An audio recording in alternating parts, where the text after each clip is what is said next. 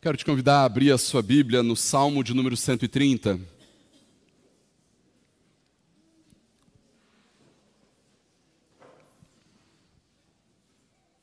Salmo de número 130.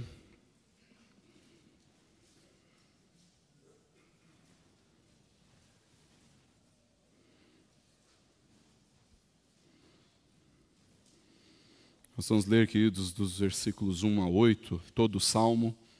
Salmo de número 130. A palavra do Senhor nos diz assim: das profundezas clamo a ti, Senhor.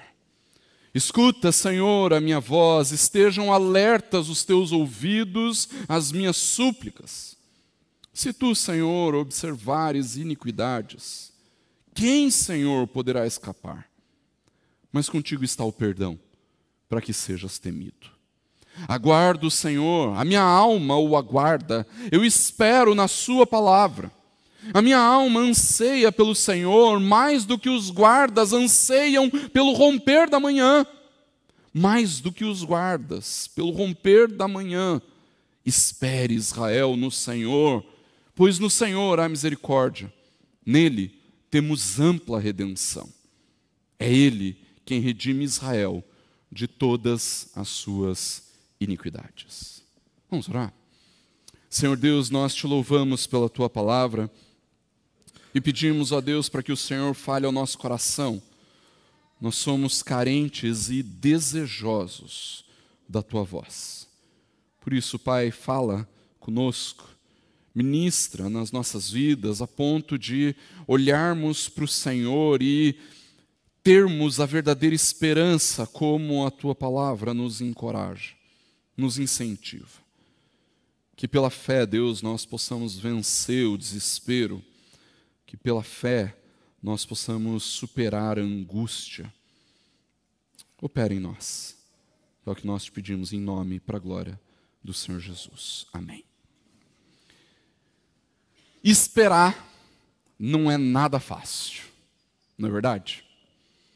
Quantas não foram as vezes, irmãos, que eu ouvi as pessoas dizendo, eu odeio esperar, mas fala a verdade.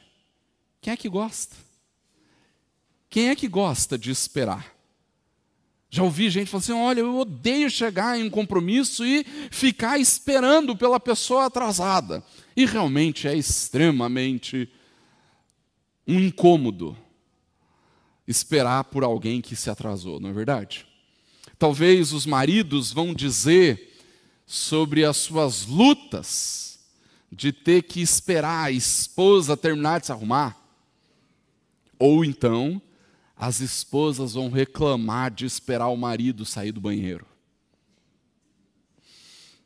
E o consultório médico, então? Como nós raramente somos atendidos no horário em que foi agendado, que foi marcado, parece que os profissionais de saúde combinam de atrasar sempre, não é verdade? Não parece que tem uma disciplina na faculdade de medicina, atrasar a consulta, né? Parece que é isso, né? Parece que faz parte.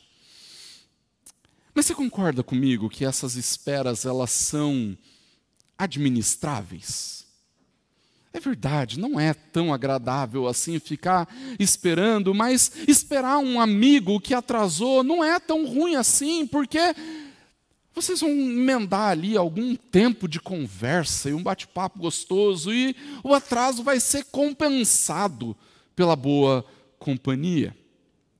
Esperar a esposa terminar de se arrumar ou então o marido sair do banheiro não é nada demais, irmãos.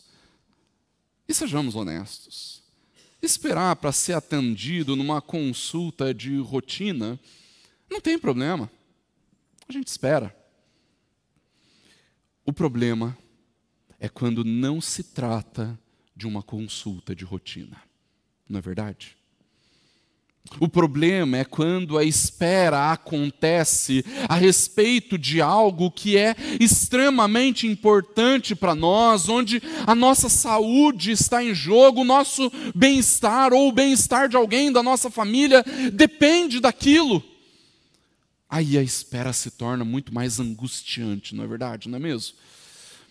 Lidar com a espera espera do dia a dia é algo tranquilo, mas e quando não é?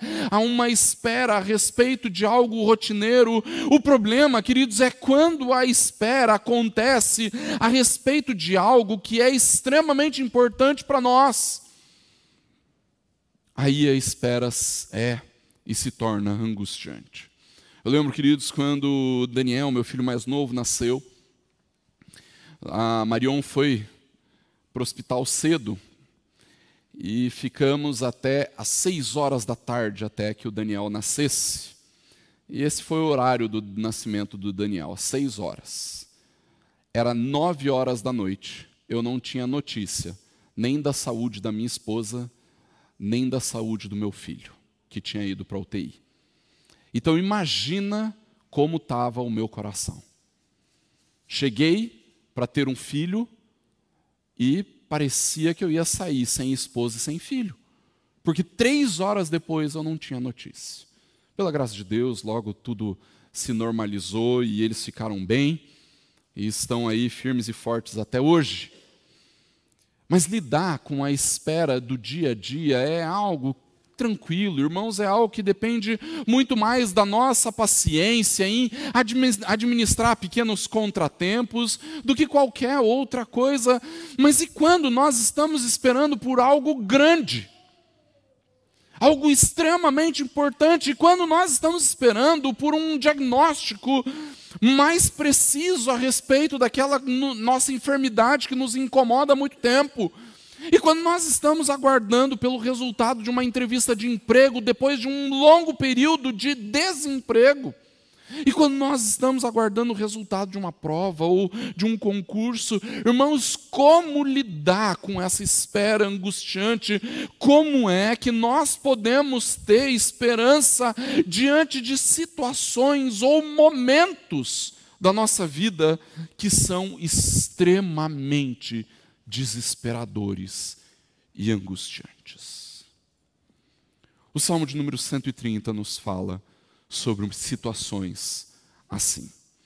Este salmo, queridos, é um dos cânticos de peregrinação. E esses salmos que vão do salmo de número 120 ao 134, queridos, eram os hinos que o povo de Deus cantava e entoava quando viajavam em direção ao templo de Jerusalém para adorar. Em alguns casos, algumas famílias chegavam a viajar centenas de quilômetros para que então pudesse se reunir com o povo de Deus, com todo o povo de Deus, que espalhado pelo território de Israel se amontoava em Jerusalém nos tempos específicos de adoração, em especial em 3 festas anuais. É verdade, irmãos, que apesar das grandes semelhanças que nós encontramos com o fato de que nós saímos da nossa casa e viemos até o templo para adorar, a teologia era um pouquinho diferente. Para eles era algo imprescindível. Eles entendiam que precisavam estar reunidos no templo para adorar. E nós entendemos que essa adoração que nós realizamos aqui juntos como igreja, no templo, na igreja, é uma adoração que faz parte de toda uma realidade de adoração no nosso dia a dia, ainda que nós vamos encontrar muitas semelhanças com a realidade do Antigo Testamento, queridos. Jesus nos fez compreender que o conceito de adoração é algo muito mais completo do que simplesmente vir à igreja para participar do culto, ainda que isso seja extremamente importante para a sua vida espiritual. Quando Jesus se encontra com a mulher samaritana, lá em João capítulo 4, Jesus diz para ela que Deus não é adorado ou não deveria ser adorado apenas em um monte ou em outro, mas Deus deveria ser adorado em espírito e em verdade. Ou seja, queridos, o que Jesus está ensinando é que a verdadeira adoração não está relacionada com um lugar, apenas com um templo. Mas a adoração, a partir do Novo Testamento, passa a ser compreendida, irmãos, como uma vida consagrada ao Senhor, com exercícios diários de piedade, numa atitude profunda de temor a Deus, e não está mais vinculada a um único lugar ou a um lugar específico. Nós devemos adorar a Deus onde estivermos. Nós somos adoradores no trabalho, na escola, em casa, na vizinhança. Onde nós estamos, nós somos adoradores, mas isso não quer dizer que a partir do Novo Testamento nós menosprezamos a adoração que é feita na igreja de forma alguma. Quando nós estamos reunidos, queridos, nós entendemos que a reunião do povo de Deus se torna ainda mais significativa em adoração. E por isso nós estamos, domingo após domingo, adorando o Senhor na igreja, reunidos.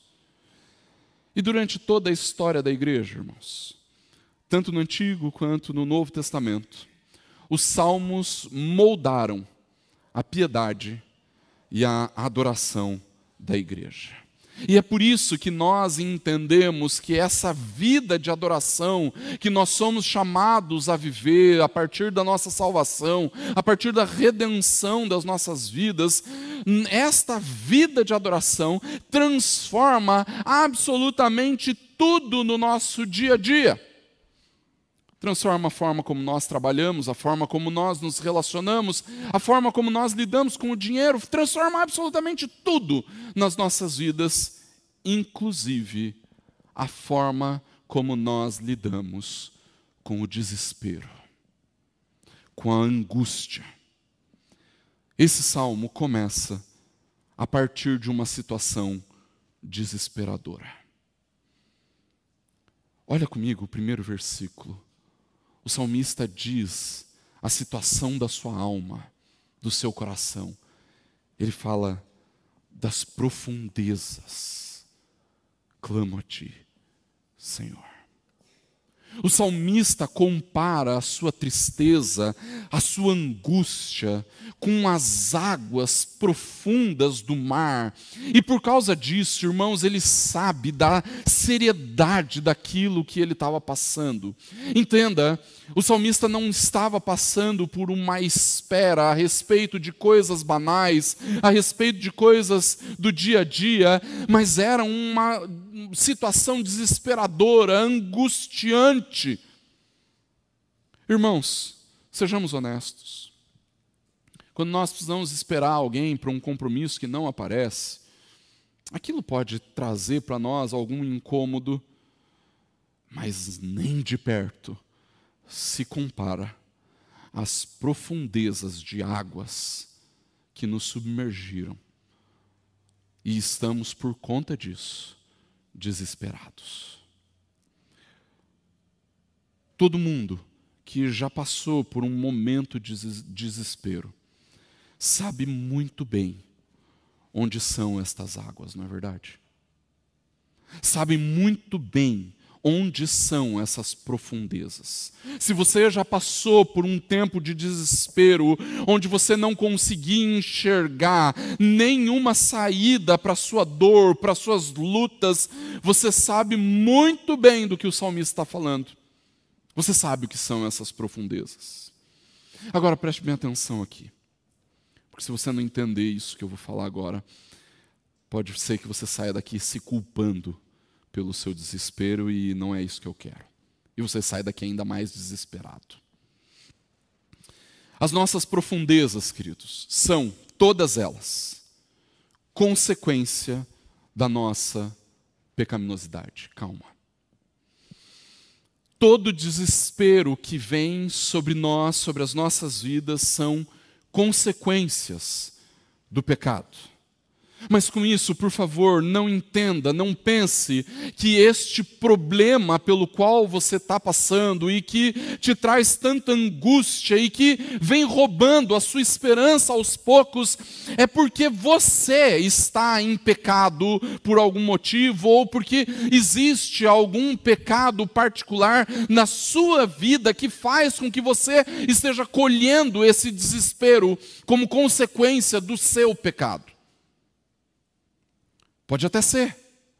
Mas na verdade, queridos, é que nós passamos desesperos não por causa de um pecado específico, mas pela pecaminosidade que existe em nós e no mundo onde nós vivemos.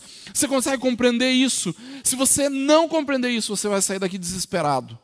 Você não vai entender como o Senhor transforma o nosso desespero em esperança. Irmãos, ninguém está isento de pecado. Nem eu, nem você, nem ninguém no mundo. Mas mais do que isso, o pecado está tão arraigado em nós, seres humanos, que nós nem percebemos o quanto nós mesmos somos influenciados pela maldade que existe em nós, pela maldade que existe no mundo em que nós vivemos. Mas, irmãos, não é só isso. O apóstolo Paulo, lá em Romanos, vai dizer para nós que a criação sofre por causa do pecado.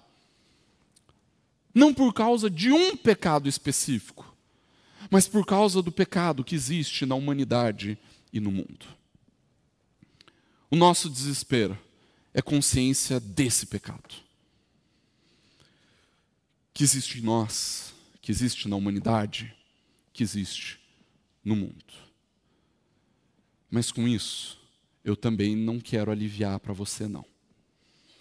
Eu disse que muitas vezes o nosso desespero é consequência desse pecado que existe na humanidade, no mundo, da pecaminosidade que existe, consequências da queda. No entanto, eu preciso te avisar que a maioria das profundezas pelas quais a gente passa são com toda certeza consequências de alguns pecados que nós cultivamos na nossa vida. Reflexos da nossa idolatria, da nossa falta de confiança em Deus. Na maioria das vezes, nós ficamos desesperados, irmãos, porque nós depositamos a nossa esperança em coisas que não são dignas da nossa esperança, e isso é sim pecado, irmãos. Muitas vezes o desespero que nós enfrentamos, as profundezas que nós vivemos são consequências dos nossos próprios atos, da nossa incredulidade, da nossa idolatria. Esse desespero, na maioria das vezes, queridos, acontece porque nós esperamos na economia, porque nós esperamos no nosso salário, porque nós esperamos no nosso trabalho ou então na nossa família. E por causa da nossa falsa esperança, uma esperança completamente equivocada, fundamentada em coisas enganosas, nós nos vemos desesperados, angustiados. E apesar de eu não saber qual é a origem do seu desespero, de onde vêm as profundezas em que você se encontra, de onde você clama ao Senhor, apesar de eu não saber de nada disso, uma coisa eu sei: nós podemos sim ter o nosso desespero transformado em esperança. E é justamente isso que o salmista vai nos ensinar através da sua devoção, através da sua piedade, como transformar as profundezas do desespero em uma viva esperança. Por isso, para transformar o desespero em esperança, em primeiro lugar, não dá para fugir do primeiro versículo, nós precisamos clamar ao Senhor. Os versículos 1 e 2 dizem: das profundezas clamo a Ti, Senhor. Escuta, Senhor, a minha voz, estejam alertas os Teus ouvidos às minhas súplicas. Queridos, quando nós estamos passando por um tempo de angústia, quando nós estamos vivendo nas profundezas da vida, normalmente é quando nós nos apegamos ainda mais a Deus, não é mesmo? No entanto, existem algumas pessoas que o que acontece é o contrário. É justamente quando passam por tempos difíceis que se afastam ainda mais de Deus. Irmãos, em situação nenhuma que nós estejamos passando, sejam boas ou ruins, nós temos desculpa ou justificativa para nos afastarmos do nosso Deus. Se nós estamos vivendo momentos alegres, nós estamos com o Senhor. Se nós experimentamos vitórias, nós buscamos a Deus. No entanto, se nós vivemos um desespero tremendo, nós precisamos buscar. Se nós estamos vivendo em meio às profundezas, nós precisamos clamar, porque é impossível provar de esperança em meio ao desespero, irmãos, se nós não clamarmos a Deus. Eu já ouvi pessoas dizendo assim: pastor, eu estou vivendo um tempo tão difícil que nem orar eu consigo mais. Irmãos, sem clamor, é impossível transformar desespero em esperança. O salmista, irmãos, clamou das profundezas. Mesmo estando num profundo desespero, ele clamou. E nós precisamos fazer o mesmo. E se nós não fizermos, o desespero vai continuar dominando o nosso coração. Nós continuaremos nas profundezas sem conseguir enxergar qualquer esperança. No entanto, queridos, eu consigo compreender que quando o desespero bate à nossa porta, quando nós somos tomados por uma tristeza profunda, por uma angústia profunda, é muito difícil disciplinarmos a nossa mente e o nosso coração para vivermos em oração, não é mesmo? Mas o que torna difícil orarmos ao Senhor, clamarmos ao Senhor, não são as profundezas. Não é difícil por causa do desespero em si, por causa das circunstâncias. É difícil por causa da nossa tendência de depositarmos a nossa esperança em coisas completamente terrenas.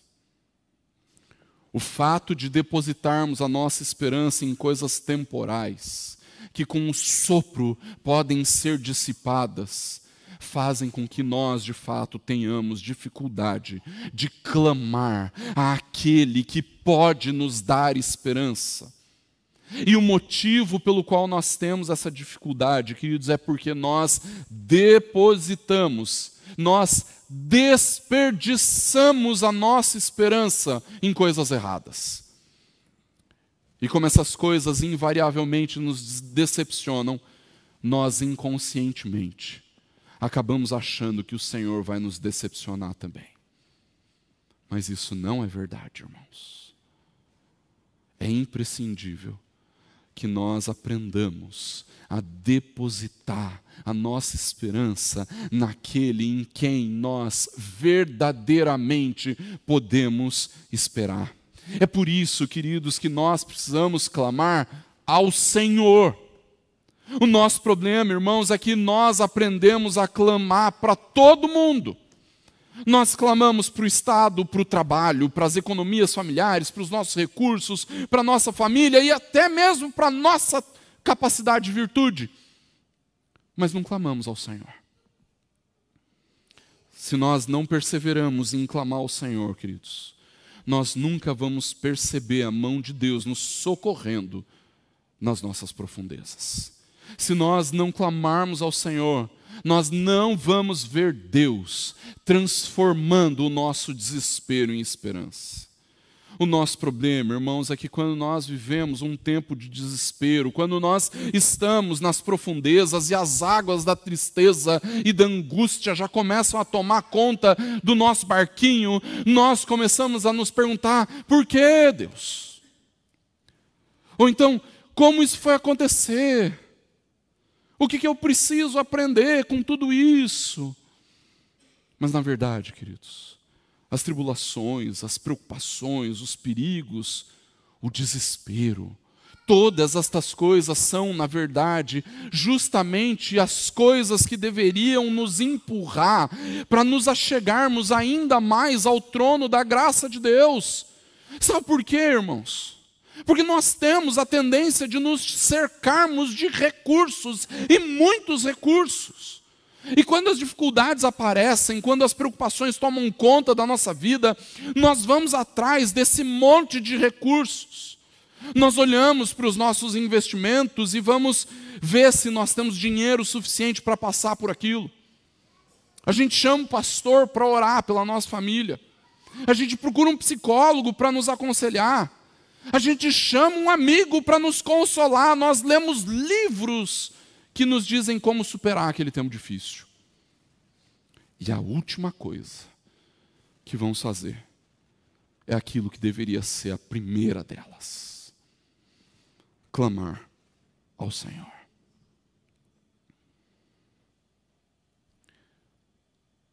O meu convite para você nessa noite é ir diante de Deus e falar assim: Deus, está muito difícil. Senhor, escuta a minha oração. Ouve o meu clamor, porque eu não aguento mais viver essa situação. Eu não sei mais o que fazer. Eu não tenho nenhum recurso a não ser o Senhor dos Exércitos. Deus, eu não sou forte o suficiente. Senhor, eu não sou inteligente o suficiente. Deus, eu não conheço o suficiente, eu não sou puro o suficiente. E é exatamente por isso, Senhor, que eu preciso da Tua intervenção na minha vida. É por isso, queridos, que para transformar o desespero em esperança, nós precisamos clamar. Mas clamar ao Senhor. Além disso, irmãos, em segundo lugar, para transformarmos o desespero em esperança, nós precisamos ter consciência do perdão que vem do Senhor. Não apenas clame ao Senhor, mas tenha consciência da sua graça e misericórdia. Tenha consciência do perdão que vem de Deus. Irmão, sabe o que nós somos? Assim, bem rasgado mesmo, sem poupar muito e sem fazer muita firula. Nós somos pecadores miseráveis. Gente que não merece a graça e que não merece o favor de Deus. E é justamente essa a conclusão que o salmista chega no versículo 3. Ele diz: se tu, Senhor, observares as iniquidades, quem, Senhor, poderá escapar? Deus, se o Senhor considerar o meu pecado, eu estaria perdido. Todos nós estaríamos perdidos, porque ninguém escapa dessa condição. Todos somos pecadores, nenhum de nós merece a graça e o favor de Deus. Imagina, queridos, se Deus, no seu alto e sublime trono, estivesse lá com uma caneta e um caderno na mão, ou com um laptop e planilha de Excel, né, porque Deus é antenado. Imagina se Ele está lá anotando todas as nossas iniquidades, para nos questionar depois. Escuta, e no dia 2 de junho? Já imaginou? Às 20h12, quando você pensou mal do seu pastor, porque ele estava demorando demais na pregação. Imagina se Deus faz isso.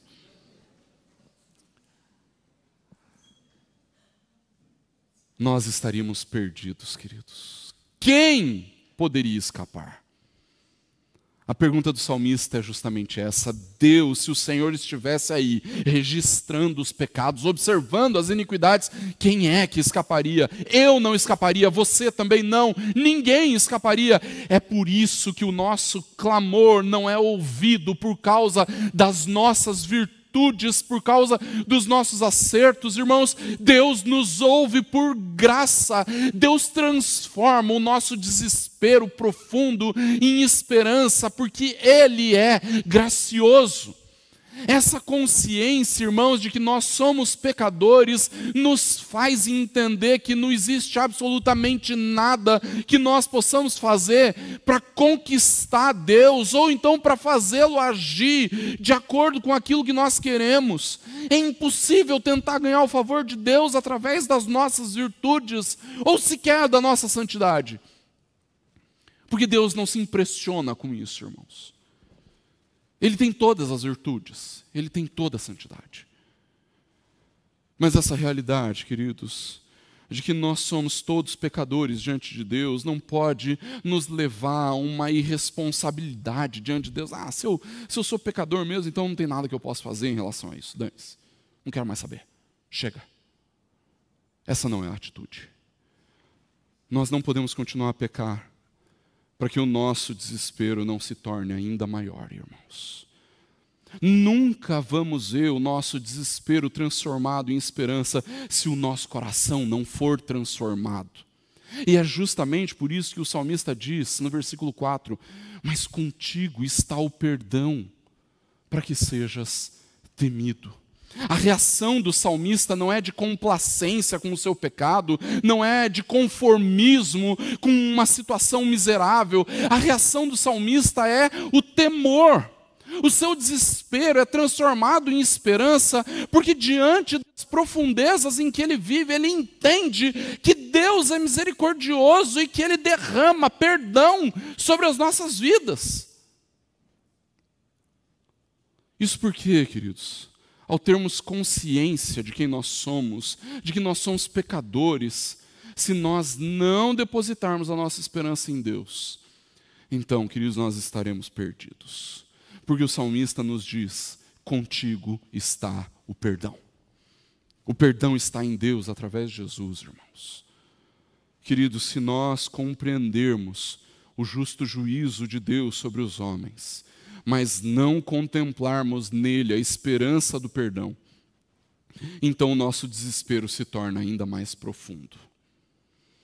É por isso, irmãos, que quando nós temos consciência de quem nós somos, de que somos pecadores, de que não existe nenhuma virtude ou capacidade em nós que possa nos aproximar de Deus, algo que possa conquistar a graça de Deus em nosso favor.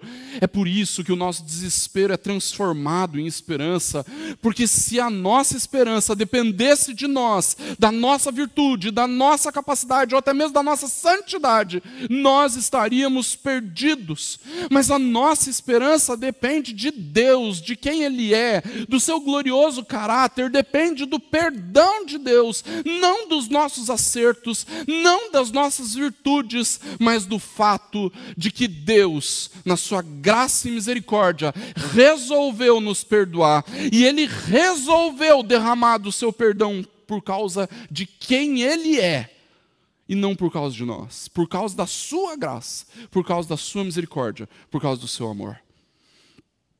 E diante dessa realidade, queridos, de que nós somos perdoados apenas porque Deus resolveu demonstrar graça, então nós cultivamos o temor. Se eu só encontro a esperança do perdão em Deus, através de Jesus, então eu vou temê-lo.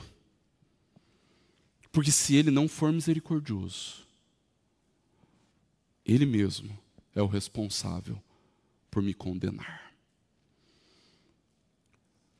Mas nós também devemos temê-lo, queridos, porque as mesmas mãos que legislam e que condenam, estas mesmas mãos foram cravadas na cruz do Calvário, pagando o preço do nosso desespero, nos perdoando das profundezas de onde nós clamamos.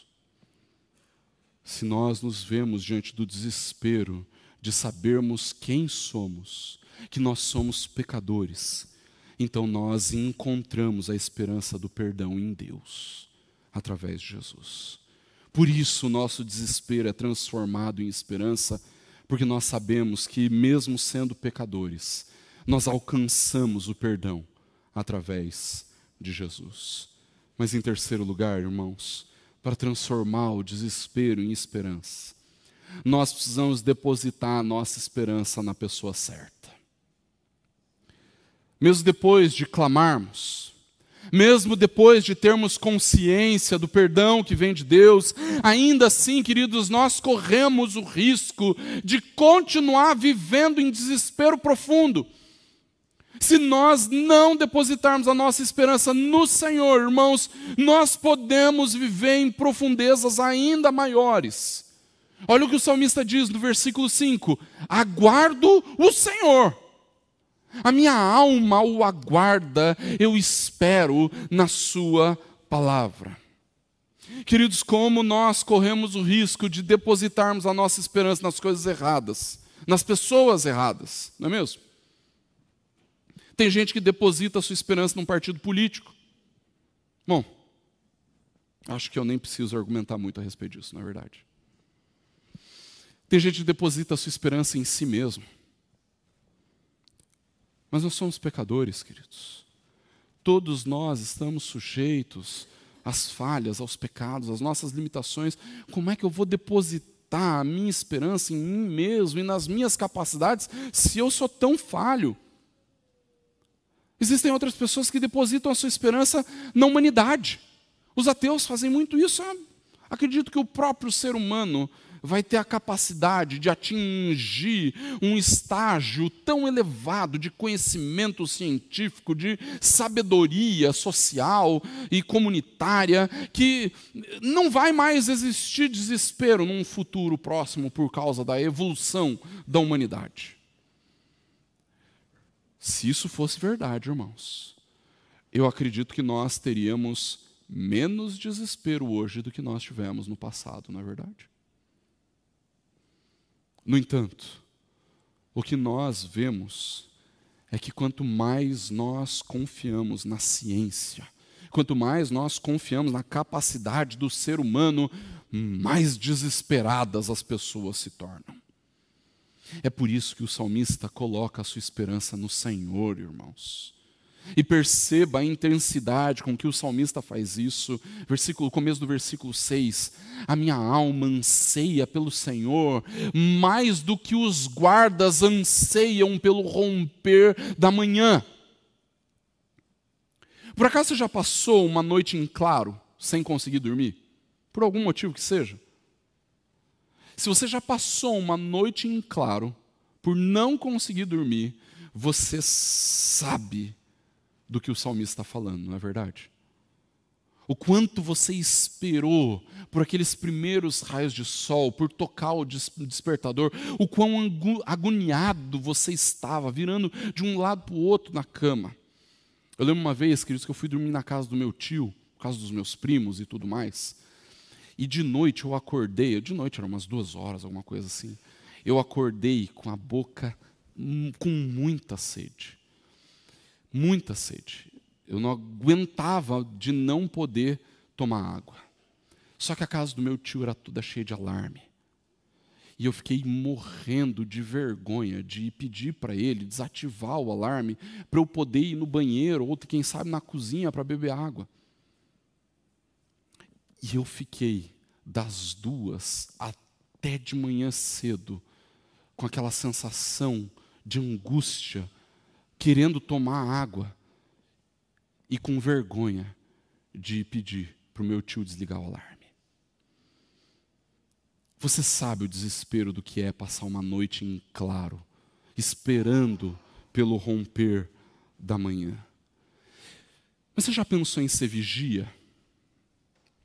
Mas não qualquer vigia. Hoje pela manhã, no fim da escola bíblica, eu estava conversando com o Daniel, que é vigia, diácono Daniel, que é vigia.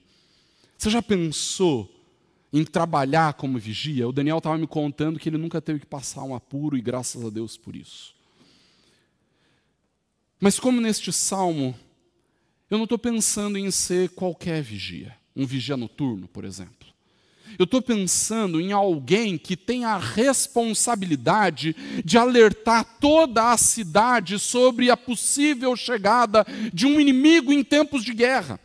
Você sabe que o inimigo pode chegar a qualquer momento e mesmo que os seus olhos comecem a arder de sono, mesmo que você esteja cansado, mesmo que você não esteja mais se aguentando de sono, você fica acordado. A sua vida depende disso. A vida da sua família depende disso. A vida do seu povo depende de você ficar alerta, atento à chegada de um inimigo tudo o que você mais quer numa situação como essa é que o seu turno acabe para que você possa finalmente descansar. Essa espera angustiante é o que você mais quer. É que amanhã chegue logo. Essa é a comparação do salmista, queridos. Não era uma semi-esperança. A esperança do autor, queridos, está tão vinculada ao ser de Deus que ele diz: tudo o que eu sou, tudo o que eu tenho, o meu futuro, o meu passado, a minha casa, a minha família, as minhas angústias, os perigos, as preocupações, com tudo isso, eu espero no Senhor. Irmãos, como é difícil esperar em Deus quando nós estamos num desespero profundo. Mas, queridos, nós não temos nenhuma outra alternativa. Nós não temos nenhum outro recurso, nós só temos o Senhor. Sabe por quê? Porque Deus está pronto para ser o nosso refúgio. Ele está pronto para ser o nosso resgatador, o nosso redentor. Deus está pronto para transformar, para demonstrar a sua misericórdia a todos que de fato recorrem a Ele, que correm para Ele, que buscam o Senhor, que das profundezas clamam ao Senhor. Concluindo, queridos, o salmista diz assim, no fim do versículo 6 ao versículo 8, mais do que os guardas pelo romper da manhã, espere Israel no Senhor, porque no Senhor há misericórdia, nele nós temos ampla redenção. É Ele quem redime Israel de todas as suas iniquidades. Enquanto nos primeiros versículos o salmista fala a respeito dele mesmo, nesses últimos, ele convida todo o povo de Israel, a igreja do Antigo Testamento, para depositar a esperança no Senhor. Ele não está apenas confirmando ou dizendo que a sua esperança está no Senhor. Ele agora quer convidar todo o povo de Deus a esperar no Senhor. Todo o desespero que ele experimentou nos 2 primeiros versículos, agora foi transformado em esperança. Ele clamou ao Senhor, ele confiou naquele que derrama perdão, ele confiou e esperou pela pessoa certa, e agora ele viu o seu desespero sendo transformado em esperança, e essa esperança é tão intensa para ele, tão reconfortante, que ele convida todo o povo de Israel a esperar no Senhor. Ele estava profundamente desesperado, mas clamou ao Senhor. O desespero tomava conta do seu coração, mas ele manteve a consciência do perdão. E além disso, a sua angústia foi transformada em esperança, porque ele depositou a sua esperança na pessoa certa. E a grande prova de que ele vive essa esperança é que agora, queridos, ele convida todo o povo de Deus, toda a igreja, a depositar a sua esperança no Senhor. A minha pergunta para mim e para você é: por que esperar em Deus? Nós não podemos depositar a nossa esperança num partido político ou numa ideologia. Ou quem sabe, nas nossas próprias capacidades, na nossa força. Ou quem sabe, na humanidade. A humanidade caminha tão bem, não é verdade? Invariavelmente, queridos, se nós depositarmos nossa esperança nessas coisas, nós ficaremos frustrados e cada vez mais desesperados. Preste bem atenção. Depositamos a nossa esperança em Deus, porque no Senhor existe um amor leal. Porque nele nós encontramos misericórdia. Não dá para imaginar, queridos, que nós vamos encontrar um amor leal num partido político. E eu disse antes aqui, queridos, nós somos falhos, pecadores, e por causa disso nós jamais encontraremos um amor leal em nós mesmos. E a humanidade, irmãos, vai de mal a pior. Nós só encontramos esse amor leal, essa misericórdia em Deus. Nós só encontramos nele aquilo que nós precisamos. É por isso, queridos, que a nossa esperança só pode ser depositada nele. Porque ainda que o partido possa falhar, ainda que nós possamos falhar, ainda que a humanidade falhe, ainda assim, Deus continua exercendo a sua misericórdia, Ele continua expressando a sua misericórdia. Nós depositamos a nossa esperança no Senhor, porque nele nós encontramos plena redenção, ampla redenção.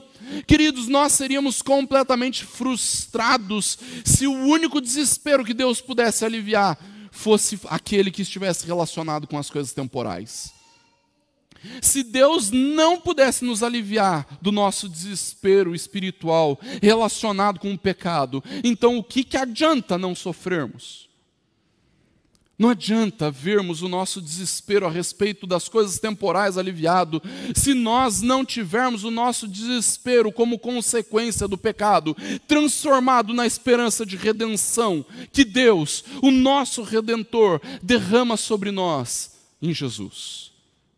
Ele nos redime em Cristo.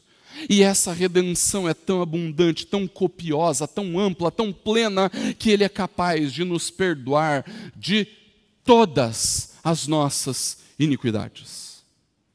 Quando eu olho para o Senhor, queridos, que me redimiu, que me perdoa, em quem há misericórdia, então eu não tenho mais por que viver desesperado. É por isso, queridos, que nós podemos ver o nosso desespero transformado em esperança. Porque em Jesus nós temos plena redenção. Deus, em Cristo, nos redime das nossas culpas, da nossa maldade, do nosso pecado, das nossas iniquidades. Por isso, traga o seu desespero, mas em Cristo, leve a esperança, porque nele nós temos ampla redenção, nos livrando do desespero. E que assim, queridos, o Senhor, o nosso Deus, nos abençoe. Feche seus olhos, abaixe sua cabeça. Nós vamos nos preparar para a ceia do Senhor. E ao nos prepararmos para a ceia do Senhor, queridos, nós celebramos aquele em quem nós depositamos a esperança, que nos redimiu, que nos salvou, e que por causa disso, hoje nós nos alegramos e celebramos nele. Vamos orar. Senhor Deus, nós te louvamos pela tua palavra e pedimos a Deus para que nesse momento em que nós celebramos a ceia do Senhor, o Senhor ministre nas nossas vidas e que o nosso coração seja profundamente edificado. Que o Senhor, na sua graça e bondade, transforme o nosso desespero em esperança. Quando clamamos ao Senhor, quando nós depositamos a nossa confiança em Ti, porque sabemos que ao Senhor pertence o perdão e a salvação. E porque nós depositamos a nossa